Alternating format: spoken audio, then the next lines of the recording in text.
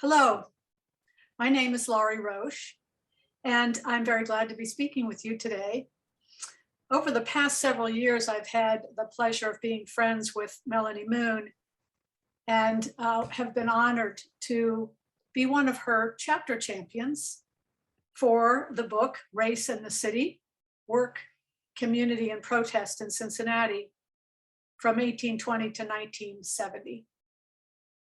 This book was edited by Henry Louis Taylor, Jr. It's a collection of scholarly essays on the histories of African Americans in Cincinnati, and it arose from the celebration of Cincinnati's bicentennial in 1988. I'll be speaking today about Chapter 1, and I'll begin by placing my remarks in the context of today. This is a time, as we know, of so-called racial reckoning, especially since the murder of George Floyd in May of 2020. After that, I'll share some highlights from Chapter 1, showing how Cincinnati's early history laid the foundation for the racial divides and inequities that exist today. And finally, I will share some of my own experience and journey. So let's get started. Race in the City is a book about the historic struggles and successes of African Americans in Cincinnati. As with all histories, this one informs and shapes our present reality. And as we all know, that racial reality is very complex. There's much to celebrate, but much to lament. Inequality remains endemic in 21st century America. We see it most when we find ourselves put to extreme tests. For example, Hurricane Katrina and the horrors suffered disproportionately by poor Black New Orleanians. And now the COVID pandemic. Black Americans and other people of color have died from COVID at twice the rate of white people. They were more likely to be laid off from their jobs or to have jobs that required them to put themselves in danger every day by being before the public. We have also witnessed and continue to witness, almost in disbelief, the harsh and even murderous treatment of Black people by police. And there remains an astonishing wealth gap between Blacks and whites. This disparity too often leaves Black families unable to withstand routine financial hardship, and without the capital to take advantage of opportunities such as college education, buying a home, or investing in the stock market. Why is this? Well, speaking for myself, many of us white folks who grew up in the 1940s, 50s, and 60s learned to blame people's life circumstances on their individual choices, good or bad. That seemed to be the logical explanation in an environment where we learned little to nothing about the legally sanctioned racism that was going on all around us.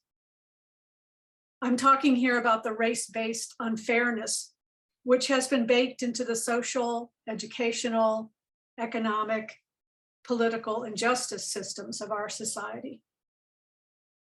Why was it baked in? Why has it been baked in? Because it has served these systems to devise ways to keep power in the hands of some people and out of the hands of others. The book, Race in the City, explores the means by which Cincinnati's white citizens and white power structure worked to deprive Black citizens of their freedom, their right to an education, their ability to earn a living, their opportunity to own a home, and to live in safety. These were not random acts of injustice experienced by a few.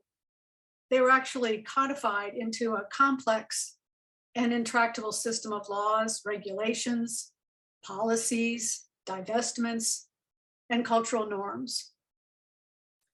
They were ingeniously designed to keep power in the hands of white people and to make one's race, not one's merit, the deciding factor for success in life.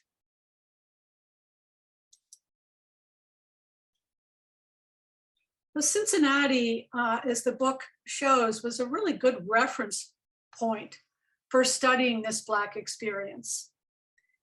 Cincinnati was, and some may argue it still is, a city of paradox, having a dual personality in a single urban area. Race in the City opens with this statement, I'm quoting here. Cincinnati is a border city in a border state, and it sits astride the boundary between North and South. Cincinnati was a real dividing line between slavery and freedom. In the antebellum era, before the Civil War, the population was composed of large numbers of Southerners, including a Black population consisting primarily of former slaves, and aggressive abolitionists. Before and during the Civil War, Cincinnati and other parts of Ohio played an important part in helping fugitive slaves via the Underground Railroad. Activist Harriet Beecher Stowe, the author of Uncle Tom's Cabin, lived here in Cincinnati with her equally activist husband, Calvin Stowe. And yet, as soon as it became a state, Ohio enacted a series of so-called Black laws that were designed to discourage Black immigration and settlement. Among other restrictions of their civil rights, Black Americans had to register and post a $500 bond to even come to Cincinnati. Very high sum at that time, impossible for many. Cincinnati was also interesting for study by the authors of this book because of its rapid industrialization after the Civil War. And also, after World War II, the city emerged as a national leader in city planning and in housing reform. The essayists in Race in the City wanted to know whether Cincinnati's abolitionist efforts, as well as its industrial rise and its leadership in housing reform, whether those things made life any better for the city's Black residents. The conclusion of the book is that whatever gains Cincinnati's Black residents made over the decades owed little to any reform efforts within the white power structure. Instead, they were and they remain largely the result of their own struggle against unrelenting obstacles.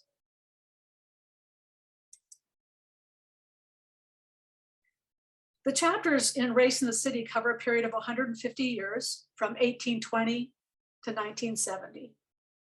They examine how Cincinnati's Black citizens struggled to advance themselves, to find and keep employment, to educate themselves and their children, and to have decent homes in flourishing communities. In each of these areas, employment, education, housing, community, every advancement was met with opposition from the white community. As the city grew from a commercial hub through the industrial and post-industrial age, the challenges faced by its Black citizens were constantly changing. Like everything else, racism changed over time, from the Black laws and race riots and open hostility before the Civil War, and there were race riots in Cincinnati, to the later legally sanctioned discrimination and segregation fueled by popular culture, social custom, and public opinion. The Black laws were replaced by discriminatory hiring and promotional practices. Job applicants could be rejected solely on the basis of their race, not on whether they were qualified for the position or not. When progress came, it was the result not of a free labor market, but because Black people were forced to fill jobs, the lowest jobs, that white people rejected as they moved up the economic ladder. As late as 1920, 86% of Black Cincinnati worked as unskilled laborers at the lowest wages and as domestic servants. There were no Black bankers, no Black wholesalers, no Black city officials. This is as late as 1920. The Black middle class was very small and its income was unstable. In housing is where we saw some of the greatest discrimination. Black residents were confined to certain neighborhoods by means of restrictive deed covenants, denial of home loans. That was a federally sanctioned legal denial, zoning laws, building codes, and more reprehensible actions such as blackbusting, panic peddling, and redlining, which were all devised to implement and facilitate white flight and the deterioration of Black neighborhoods. Race in the City tells us how and why, in further chapters beyond the one I'm talking about. Race in the City tells us how and why Black ghetto slums formed at first.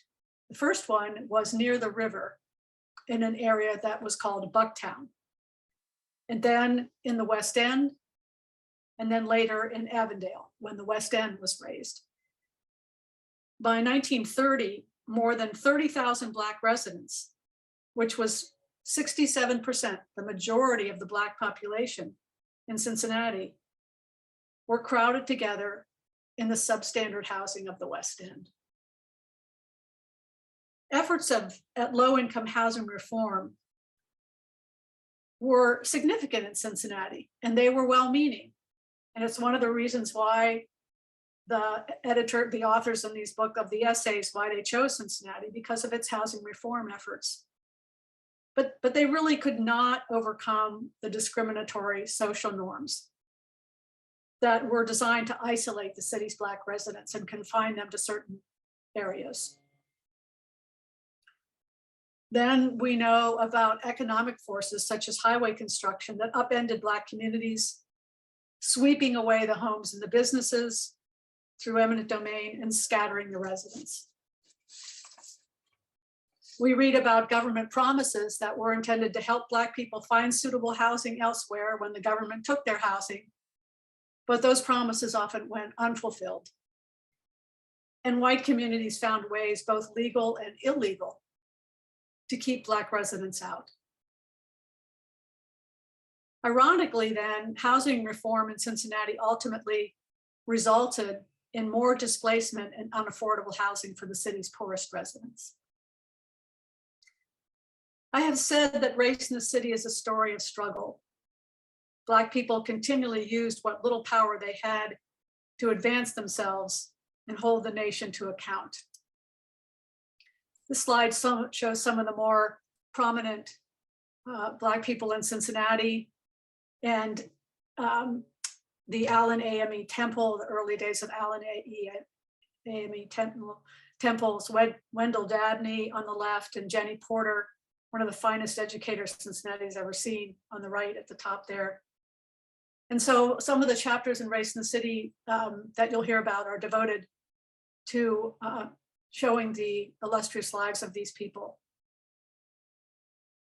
In chapter 1 and other chapters, we read of how Cincinnati's Black residents rose up, how they protested, how they shaped their own culture, how they elevated their own leaders, established their own schools, grew their own businesses, and built their own communities. This they did, though they endured very dangerous consequences for stepping out of their prescribed social roles. To close, I would like to share something of my own racial reckoning experience and journey. Why read Race in the City or any book that might help you better understand our history? Well, I want to know the truth, and I want to act accordingly in my own life, and I know that you do too. It is my passionate belief that we have a sacred duty to learn the complete story of our country's history and how it shapes where we are today. There are forces that are working against this. People who believe it is unpatriotic to be critical of our country, or that the truth is designed only to make white people feel guilty. But in my view, it is morally wrong to be defensive or dismissive about the persistent myth of racial difference. One only need feel guilty if you see no need to learn or do anything. Several years ago, I began in earnest my own journey across the so-called color line. And it's a journey that's based on my Christian faith, and I believe it will continue for the rest of my life. I began with a reflection on my childhood and my youth, the community and society in which I was raised. And this can be humbling when you realize how oblivious you were to the struggle and suffering going on all around you. This was mostly unseen due to segregation.